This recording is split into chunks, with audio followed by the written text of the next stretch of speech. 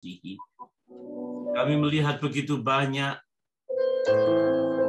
korban dari pandemi ini ada di sekeliling kami. Tetapi ketika kami masih hidup, ketika kami masih menghirup udara segar, itu karena anugerah-Mu. Oleh sebab itu berikan kami kemampuan untuk mengerti betapa singkatnya hidup ini. Kami punya kehidupan yang berdurasi sangat pendek. Untuk itu biarkanlah kami melihat kekekalan, kami melihat kemuliaan dan keagungan yang berasal daripada Tuhan saja. Kami mau mendengar kebenaran firman-Mu, Tuhan. Urapi kami sekalian tidak terkecuali siapapun, apapun, bagaimanapun keberadaan kami. Berbicaralah, kami siap mendengar dalam nama Yesus. Kami sambut kebenaran firman Tuhan. Haleluya. Amin. Amin. Haleluya, shalom saudaraku yang kasih dalam Tuhan Yesus Kristus. Sukacita besar ketika saya dapat menjumpai saudara pada hari ini. Hari ini kita akan belajar sebuah kebenaran firman Tuhan tentang pendidikan kematian yang excellent. Kebenaran yang akan kita lihat bersama-sama dalam Ibrani 9 ayat 27. Dan sama seperti manusia ditetapkan untuk mati hanya satu kali saja, dan sesudah itu dihakimi. Saudaraku yang kekasih, kata mati dalam bahasa Yunaninya adalah apoketai, yang memiliki arti disimpan, dicadangkan. Berasal dari dua kata, apo dan kemai, artinya dipesan secara kiasan. Jadi manusia itu dicadangkan, dipersiapkan, diorder, dicadangkan untuk kematian. Sebenarnya Allah yang hidup menciptakan manusia untuk kehidupan, bukan kematian. Namun mengapa manusia dicadangkan untuk mati? Tentu kita tahu siapapun manusia telah jatuh dalam dosa. Oleh sebab itu, saudaraku yang kekasih dalam Tuhan Yesus Kristus, setiap hari di dunia ini orang mati kira-kira 200.000 orang. Dan nanti kita termasuk hitungan di dalamnya. Karena saudaraku, kematian tidak hanya mencengkeram orang-orang tua, mereka yang lanjut usia, bayi yang dalam kandungan belum lahir saja, itu bisa mati. Tidak peduli kaya, miskin, pinter, bodoh, orang berkuasa, orang lemah, mereka yang kaya, jet set, konglomerat, borju, sampai miskin melarat, kemasukan roh gembelisme dan kirisentris mungkin. Semuanya akan mengalami itu. Sehingga orang bijak pernah berkata, anak muda bisa mati, orang tua wajib mati, kakek nenek pasti mati. Itu rule, itu hukum, itu aturan mainnya memang begitu. Jadi kehidupan itu eksistensinya berakhir pada ajal yang menjemput sebagai landasan awal untuk kita terbang menuju kemuliaan. Jadi kematian itu landasan awal. Dan bangunan landasan itu kita bangun, kita persiapkan dari sejak kita hidup. Ingat, kita sedang membangun landasan awal untuk kita terbang tinggi. Kalau landasannya itu nggak kuat, kita bisa jeblos. Apa itu jeblos? Jeblos itu ya jeblos lah, itu ambruk ke bawah, maka masuklah dalam dunia orang mati. Orang tidak sadar landasan awal kehidupan kekal itu dimulai dari kematian. Bangunannya kita siapkan. Nah, Adam dan Hawa tidak siap. Maka Kejadian pasal 2 ayat 17 mengatakan kepada kita bahwa tetapi pohon pengetahuan itu jangan kamu makan. Pada waktu kamu makan, kamu pasti, ada kata pasti, mati. Kata pasti itu move dalam bahasa Ibraninya. Artinya eksekusi mati. Artinya pasti mati. Atau hukuman mati. Kata move itu punya arti juga mati sebelum waktunya. Jadi Adam dan Hawa itu mati sebelum waktunya. tentu kematian itu ada kematian rohani dan jasmani. Karena Adam ketika dia jatuh dalam dosa, maka dia divonis mati. Saudara perlu tahu bahwa Alkitab mempersiapkan kita tidak untuk menuju kematian, tapi menuju kehidupan. Ada satu ajaran dalam Alkitab yang menyatakan kehidupan ini sia-sia. Itu pengkhotbah. Pengkhotbah itu dalam bahasa Ibraninya adalah kohelet.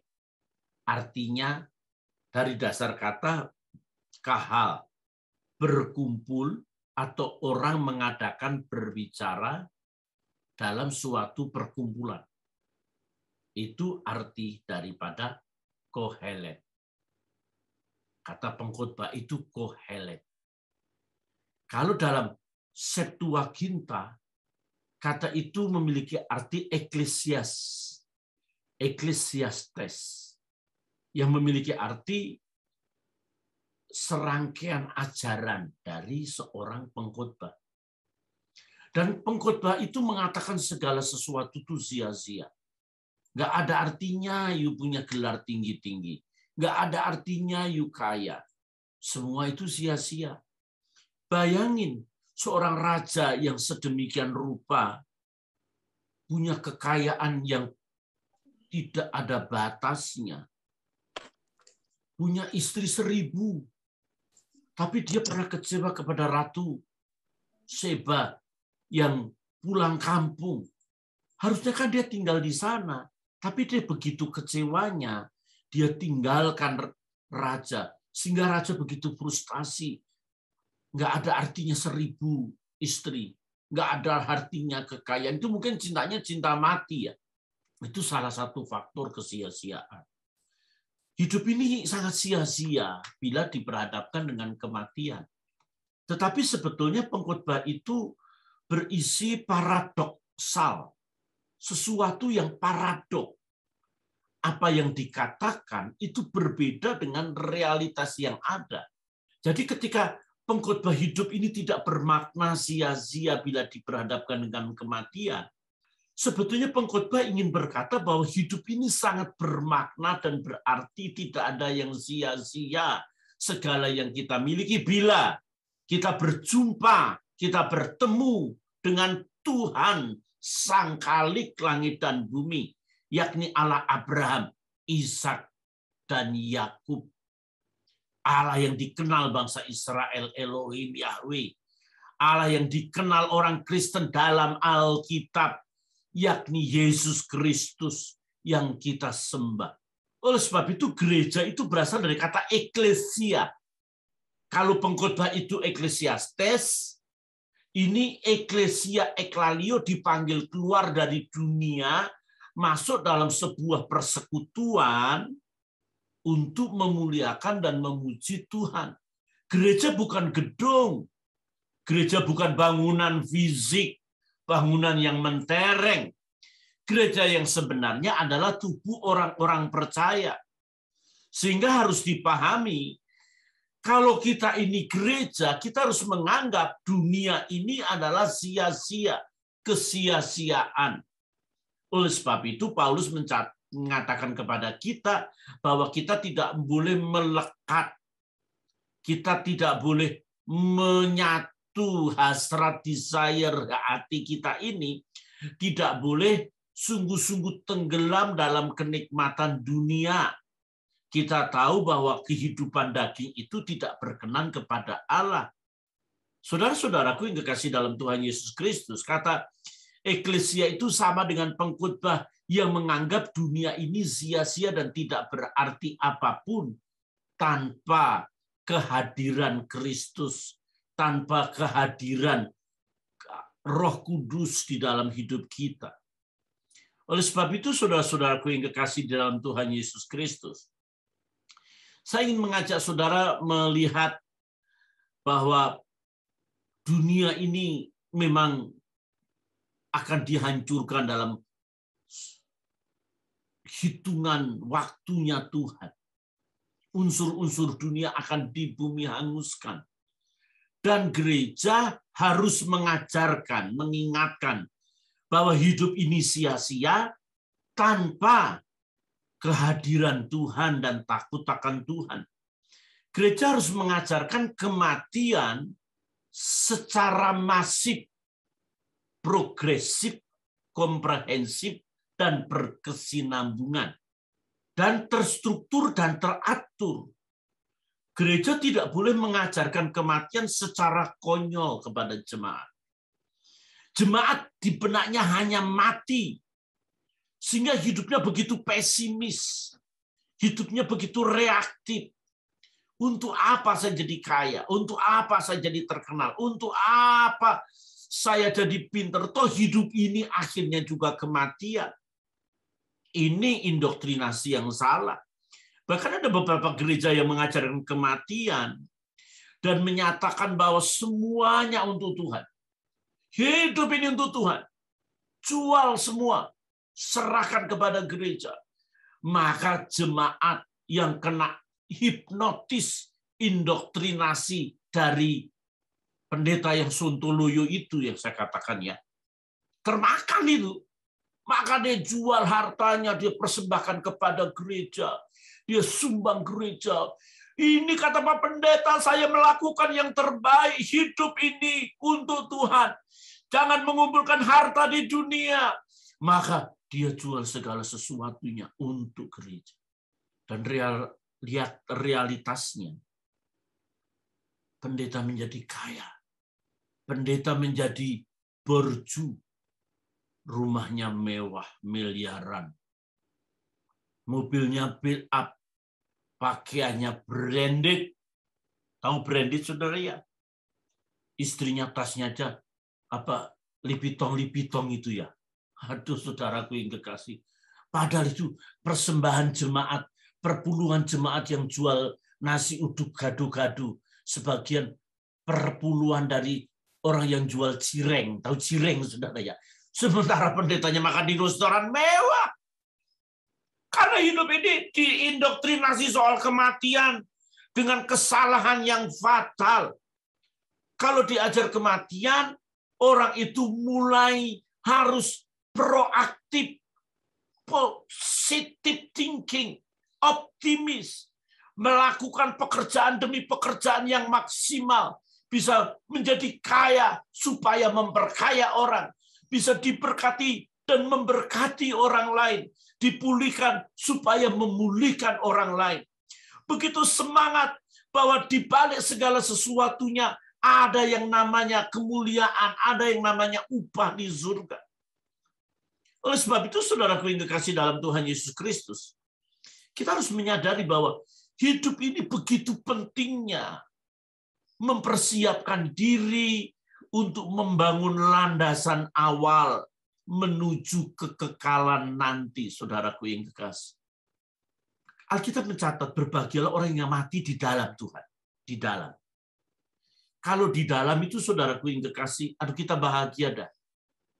Hidup itu penuh sukacita, saudaraku yang kekasih. Nikmat. Tetapi kalau kita hidup di luar Kristus, itulah malapetaka yang besar. Kalau orang hidup di luar Kristus dan mati, kita bisa mengucapkan turut berduka cita sedalam-dalamnya. Karena apa? Karena memang hidup di luar Kristus itu binasa. Alamatnya juga mengerikan, saudara. Dia sedang menempati alamat di jalan neraka kekal, RT kebinasaan, RW malapetaka, nomor penderitaan kekal. Sementara kalau orang mati di dalam Tuhan, berbahagia. Kita cukup mengucapkan selamat jalan. Lu duluan, gue belakangan. Karena apa? Ya memang dia dipanggil oleh Bapa kok. Dia tidak sedang menempati alamat di Menteng Bulu atau Pondok Kelapa atau Sandiaga Uno. Kok Sandiaga Uno? Itu saudara ya? Sandiaga Hill. Itu saudaraku. Dapat bisikan istri di samping, jadi ngerti saudaraku yang kekasih. Dan saya ingin beritahu sesuatu kepada saudara. Itu bukan alamat terakhir loh. Kita ini pendeta-pendeta banyak. Jangan berkata, saudara, Ini alamat terakhir saudara kita di situ. Dia bukan alamat terakhir di situ. Alamatnya itu di jalan surga kekal, RT kelimpahan, RW keberkatan, nomor sukacita, saudara. Itu yang terbaik. Oleh sebab itu, saudaraku, mari kita berpikir kelak ya.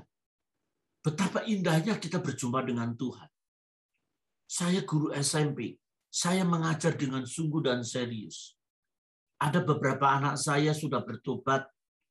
Waktu SMP-nya badungnya setengah mati. Ampun itu SMP.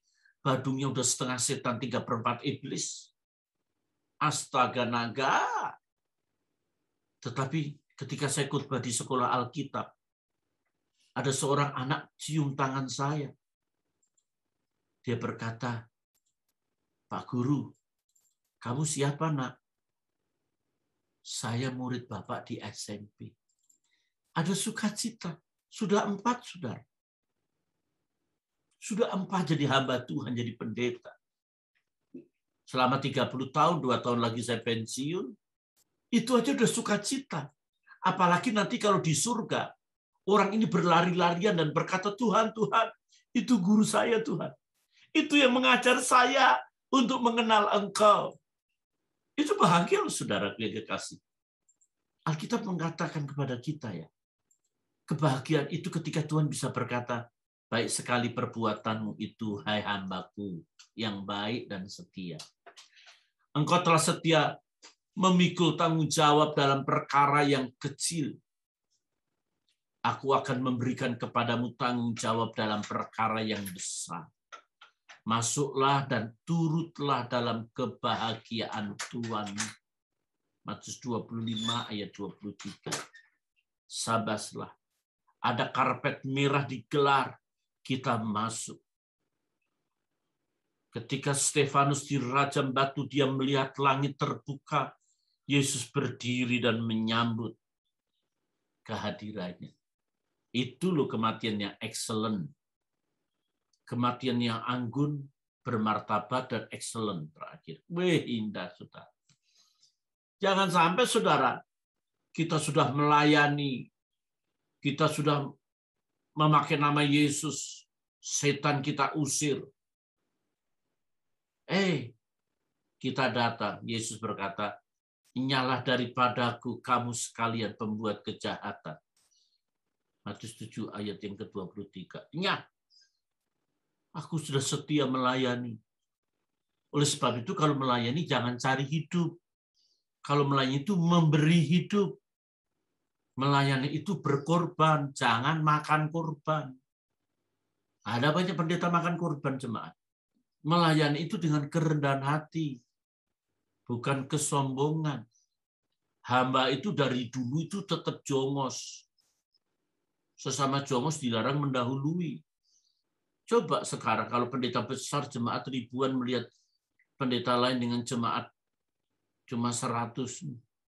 Itu belum gereja persekutuan. Wih, sombong kali kau. Orang Batak bilang, sombong kali kau. Utelan kepala kau. Macam-macam pula kau.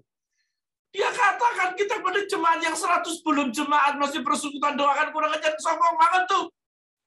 Saudara, mau pendeta besar, mau pendeta kecil, saya termasuk pendeta kecil masalahnya, saudara kekasih. Mau jemaat 10.000 mungkin nanti, ya pendeta kecil, orang tinggi saya 153. Itu senyuman saudara itu sedang meng-underestimate hamba Tuhan. Saya di samping beradi kalau sama-sama pakai dasi dan jas, yang dipikir gembala sidangnya dia, bukan saya. Dari tongkrongannya udah beda, saudara yang kekasih. Tetapi mau pendeta sebesar apapun, sehebat apapun, sekaya apapun, semuanya akan yang namanya menuju kematian. Jadi saudaraku, kehidupan itu akan berakhir di obituari. Obituari itu daftar kematian, berita kematian, riwayat hidup si mati. Jadi ada daftar hidup itu namanya obituari. Nama dikuburkan, nama tanggal lahir, alamat akan dikuburkan tanggal sekian, itu namanya obituari. Kalau orang Mesir itu memiliki yang namanya kitab kematian. itu rincian kehidupan itu secara detail ada di situ, saudara. Jadi kitab orang mati di situ ada. Jadi sebenarnya, saudaraku, kematian itu tidak cukup mempelajari ilmu tanatologi, yakni studi indisipliner tentang kematian, kesedihan, dan duka. Namun penggunaan istilah ini lebih umum terlihat dalam karya akademis, khususnya ilmiah, dan yang ditunjukkan untuk praktisi dalam profesi menolong. Tanatologi sendiri diambil dari bahasa Yunani, terdiri dari dua thanatos, yang berarti mati, dan logos yang artinya ilmu. Tanatologi itu ilmu terutama untuk bukti fisik dalam pengadilan terkait kasus pembunuhan atau segala sesuatu yang menyangkut kepada si mati. Jadi saudara, walaupun ada ilmu tanatologi, kita tidak cukup mempelajari itu. Karena saudara, kita harus sadar bahwa tidak ada pendidikan kematian di sekolah formal maupun informal.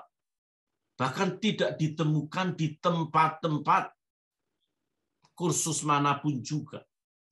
Jadi dampak dari ketidakadaan ilmu kematian ini seringkali menimbulkan duka cita yang terlalu dalam, dan tidak jarang diantaranya tenggelam duka cita yang terlalu lama dan tidak terhiburkan.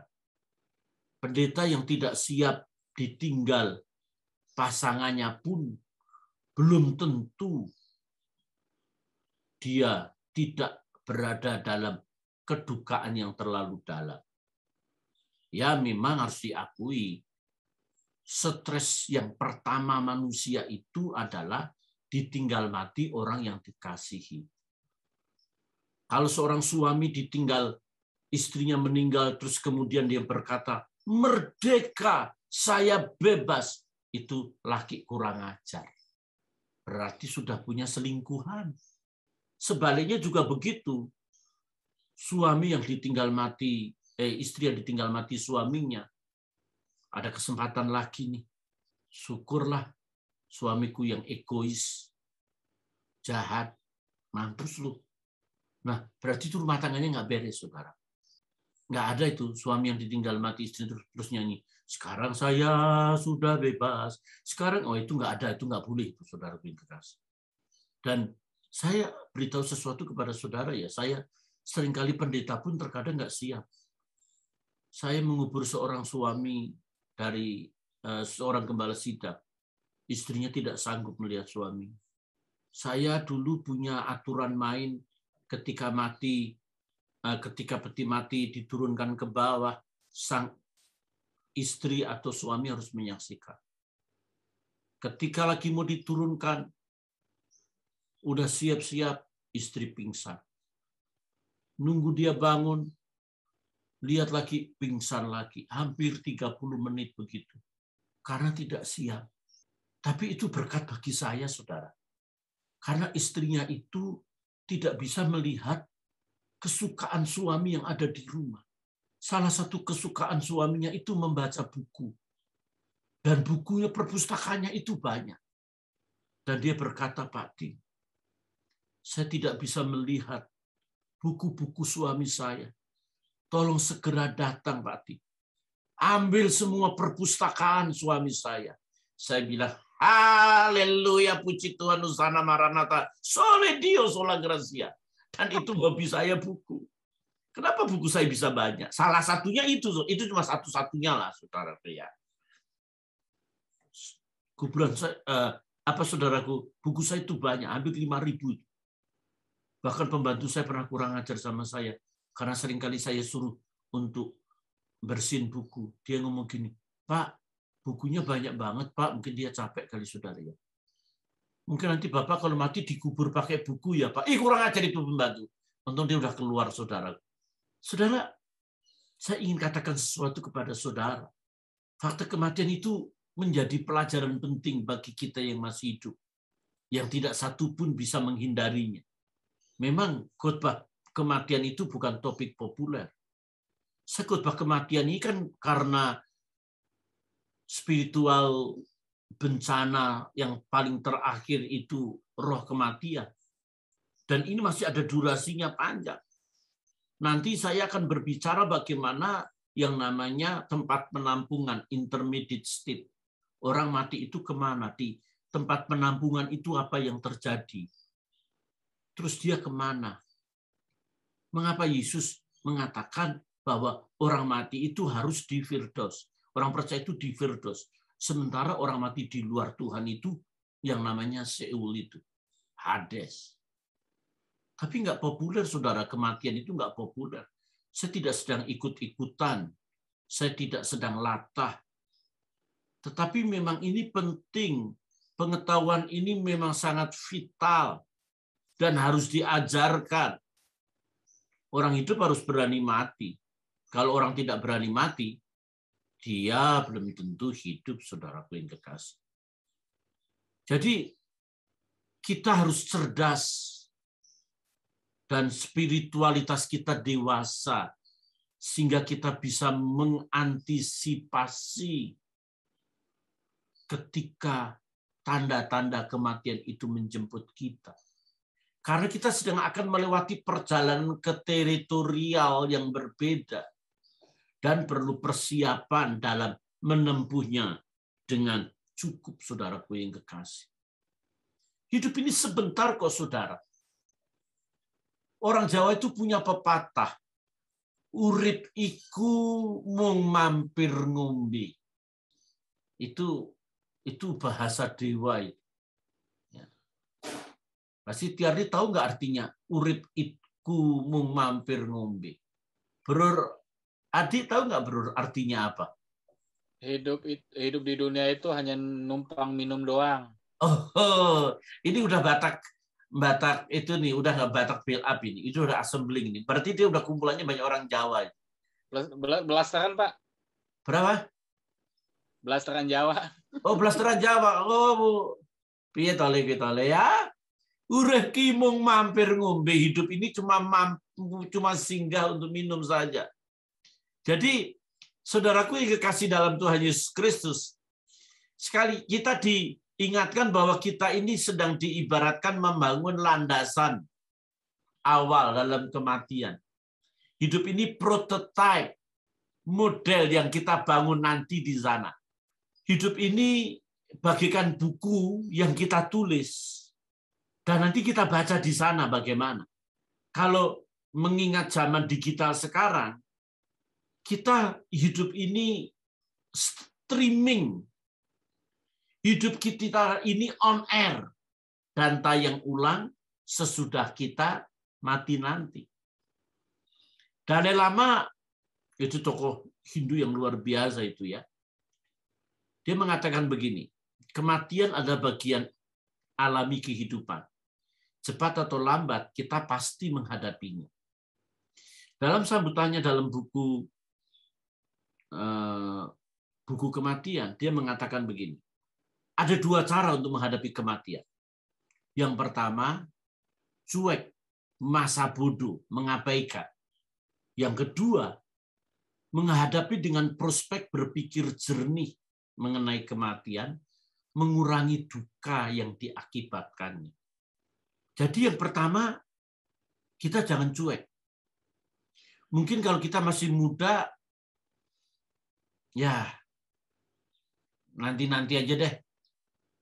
Pak Pendeta tahu nggak? Selama kita masih hidup, kita belum mati, Pak Pendeta. Bener sih. Selama kita masih hidup, kita belum mati. Ini bahasanya Cak Lontong ini. Tapi kalau kita nanti mati, ya baru mati. Nah, itu baru mati. Ya, begitu. Ngeyel juga ini. Kalau hidupnya masih panjang, dia pikir masa bodoh. Dia kumpulkan harta-harta sesukanya sendiri. Padahal ajaran ini sudah Yesus ajarkan jauh. Dia memberikan perumpamaan. Katanya, ada seorang kaya tanahnya berlimpah-limpah hasilnya. Ia bertanya ke dalam hatinya, apakah yang harus aku perbuat sebab aku tidak mempunyai tempat di mana aku dapat menyimpan hasil tanahku? Lalu katanya, inilah yang akan aku perbuat. Aku akan merombak lumbung-lumbungku dan aku akan mendirikan yang lebih besar dan aku akan menyimpan di dalamnya segala gandum dan barang-barangku. Sudah itu aku akan berkata kepada jiwaku, jiwaku, ada padamu banyak barang tertimbun untuk bertahun-tahun lamanya. Beristirahatlah, makanlah, minumlah, dan bersenang-senanglah. Tetapi firman Allah kepadanya, hai engkau orang bodoh, pada malam ini juga jiwamu akan diambil daripadamu dan apa yang telah kau sediakan. Untuk siapakah itu nanti? Demikianlah jadinya dengan orang yang mengumpulkan harta bagi dirinya sendiri, jikalau ia tidak kaya di hadapan Allah. Saudaraku, tidak ada artinya gelar, tidak ada artinya kekayaan, pangkat, jabatan yang kita miliki ketika nyawa kita diambil. Untuk siapa? Oleh sebab itu gelar tidak boleh dipakai untuk kesombongan. Saya tidak merasa tersakiti hati saya ketika gelar saya tidak ditulis. Ada orang begitu marah-marah gelarnya tidak ditulis, salah gelar. Mau gelar 1 meter di depan, 1 meter di belakang. Tetapi kalau sudah mati, itu nggak ada artinya. Orang kaya ini kekayaannya melimpah ruah. Tetapi tidak ada artinya ketika dia nyawanya diambil. Oleh sebab itu, saudaraku, jangan masa bodoh, jangan cuek. Belajarlah menjadi cerdas. Spiritualitas kita cerdas. Kita punya deposit spirit. Perumpamaan itu diungkapkan oleh Yesus tentu di dalam Lukas pasal 12 ayat 16 sampai ayat 21. Jadi saudara, kita perlu sadar, kita perlu mengerti. Kita harus memiliki deposit spirit. Kita harus membangun anatomi spirit kita. 1 detik ketika kita diambil Tuhan, roh kita, seperti kita sedang menggunakan kaos tangan, ya sarung tangan. Sarung tangan itu diambil, kita keluar, kita diambil dia keluar dan persis tubuh kita. Saya akan mewakili diri saya, saudara akan mewakili diri saudara. Sudah tidak bisa mewakili istri atau suami saudara atau anak saudara. Masing-masing berdiri dan kemudian dia mewakili dirinya sendiri. Mewakili wajahnya sendiri. Tidak mungkin ketika saya mati nanti saya mewakili wajah Cho Yun Fat atau Steven Seagal. Ya. Tidak mungkin saya mewakili artis Korea. Tidak mewakili diri saya sendiri. Oleh sebab itu antara kelahiran dan kematian itu namanya sebuah kesempatan. Ada 3 tonggak yang fundamental yang perlu diperhatikan dalam hidup ini. Yang pertama, kita tahu bahwa yang pertama itu kelahiran. Orang tidak bisa menceritakan bagaimana dia dilahirkan. Siapapun, sepinter apapun, tidak akan pernah bisa menceritakan bagaimana dia dilahirkan. Karena dia tidak bisa memiliki kemampuan itu. Dan dia juga tidak bisa minta dilahirkan dari siapa, bangsa apa, suku apa. Nggak bisa. Itu memang takdirnya Tuhan. Saya memang ditakdirkan lahir dari keluarga orang Jawa. Asli Jawa nih. Asli Jawa. Saya tidak bisa minta saya dilahirkan dari orang Batak aja dah. Tapi wajah saya begitu, wajah Batak, saya heran saudara. Saya kenal orang tuh, Bapak dari Batak ya? Apa pula kau bicara itu? Aku bilang begitu. Nah, bener kan? Bapak dari Batak kan? Aduh, puji Tuhan, saya sudah kemasukan roh Batak, saudara yang kekasih dalam Tuhan. Saya dari Solo, Pak. Loh, kok wajahnya nggak kelihatan Solo? Wah, saudaraku, ini sebuah pelecehan itu. Saya tidak bisa minta dilahirkan dari orang Manado, atau saya dilahirkan dari kandungan Ratu Elizabeth, nggak bisa. Kita tidak membawa apapun dalam kelahiran kita kan, mau pengetahuan, mau talenta, mau kekayaan. itu tidak bisa kita bawa keluar dari rahim ibu kita. Kita tahu kan dengan telanjang kita lahir, dengan telanjang pula kita akan kembali kepada Tuhan, kata Ayub pasal 1, ayat 21 selanjutnya kita tahu itu, saudaraku yang kekasih Tuhan. Jadi kelahiran ini membawa kita dalam kehidupan. Bila dianalogikan kematian itu sebagai tanda baca, pertama itu tanda seru, sebagai peringatan. Oleh sebab itu pengkhotbah 7 ayat 2 mengatakan pergi ke rumah duka lebih baik daripada pergi ke rumah pesta. Karena di rumah dukalah kesudahan setiap manusia. Hendaknya yang hidup memperhatikannya. Jadi kita tahu makna hidup. Itu di kematian. Orang mati pun, orang kaya pun bisa mati. Orang terkenal pun bisa mati. Dan dia tidak berdaya. Sadar kita akan ke sana. Kalau di tempat pesta, kita tidak ingat. Kita tidak mengingat apa jadinya kita. Tapi kalau di kematian kita ingat. Oleh sebab itu saya tidak setuju, sekalipun kita itu mati dijamin surga kita, kalau mati di dalam kedukaan, nyanyinya pakai tepuk tangan. Saya tidak suka itu, saudara. Itu gereja Pentakosta yang sering mengatakan begitu ya, mengadakan begitu. Saya pernah menghadiri satu. Itu dulu ya, sekarang saya belum menemuin lagi. Orang suaminya meninggal nyanyi lagu Singing Glory Hallelujah Praise the Lord. Pakai tepuk tangan lagi, saudara. Sekarang saya sudah bebas. Sebentar istrinya nangis. Di zaman kuno, kematian itu diperingati berhari-hari. Bisa sebulan loh. Yusuf, Musa, tokoh-tokoh Israel, bisa sebulan. Dengan ratapan dan tangisan. Itu orang Chinese suka begitu, orang Batak juga suka begitu. Sambil menari-nari di atas peti mati itu, apa itu namanya? Tiarli pasti tahu ya, Tiarli. Tulang, begitu. Itu apa namanya, Tiarli? Mengadung, Pak. Mengadung ya. Tulang, kau biarkan aku kehilangan, kesepian. Kalau saya tambahin, tulang-tulangku juga, gitu artinya, saudara. Padahal tulang itu paman kan, saudara. Tetapi apakah itu ngefek untuk yang mati? Tidak. Ibadah itu ngefek untuk yang mati. Tidak, yang mati itu sudah senang. Itulah yang membedakan kelahiran. Kalau lahir, yang bayi lahir itu pasti nangis. Nggak ada bayi lahir itu tertawa atau menyanyi. Enggak, nangis.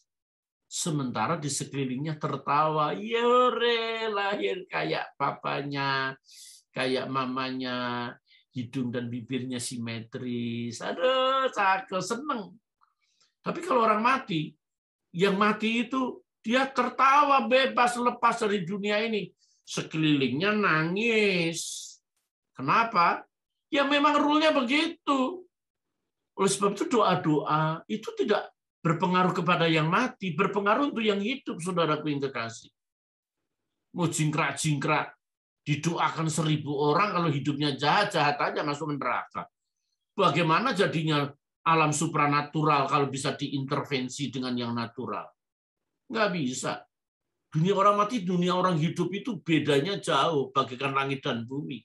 Yang tidak bisa beranjang sana atau silaturahmi. Ngobrol, nggak bisa. Karena manusia ditetapkan untuk satu kali saja mati. Kalau kematian itu diibaratkan tanda tanya, orang memang berpikir habis mati itu ada apa ya? Bagaimana jalannya ya? Bagaimana di sana? Apakah bisa ketemu Tuhan? Apakah saya malah jadi ketemu penguasa di neraka kekal? Ngeri sekali. Kematian itu yang pasti bukan titik. Kematian itu masih koma. Kalau kematian koma berarti ada kelanjutannya. Saudaraku yang kekasih dalam Tuhan, yang kedua, atau enggak, yang kedua itu dewasa, menikah, mengumpulkan uang, berkarya, berkarir, mempersiapkan. Tunggak yang ketiga, yakni kalau tua, usia lanjut. Hasil usia lanjut itu menikmati hasil kerja. Jadi apa yang kita lakukan sekarang berpengaruh untuk masa depan, untuk hari tua kita. Oleh sebab itu, saudaraku yang kekasih dalam Tuhan, hidup ini punya tujuan yang jelas.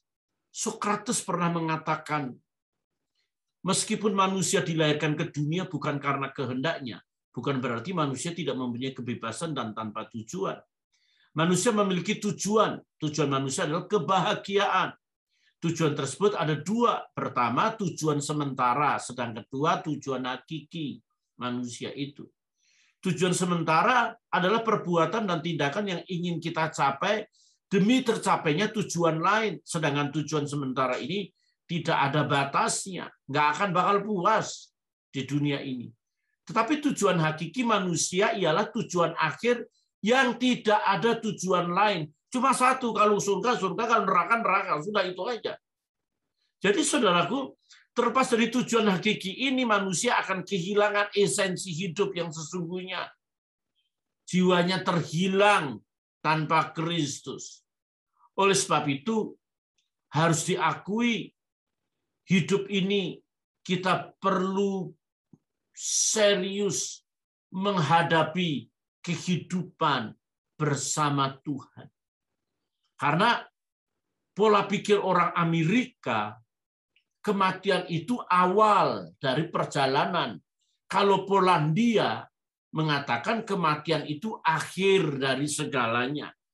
Untuk itu, saudaraku, mari kita sedang mempercayai bahwa pendidikan kematian yang excellent itu bisa kita dapatkan sejak kita serius dalam pengenalan kita akan Tuhan. Membangun anatomi spirit kita, hidup di bawah pimpinan Roh Kudus, bisa hidup serupa Kristus oleh pimpinan Roh Kudus, sehingga olehnya kita menyadari kita memiliki deposit spirit yang terus berkembang. Kita tidak hanya mencintai Tuhan, tapi kita juga bercinta dengan Tuhan, yakni hubungan intim yang kita bangun hari demi hari, dan siklus perjalanan kita berada sampai puncak kehidupan bersama Kristus. Kiranya Tuhan memberkati. Amin. Mari kita berdoa bersama-sama. Haleluya.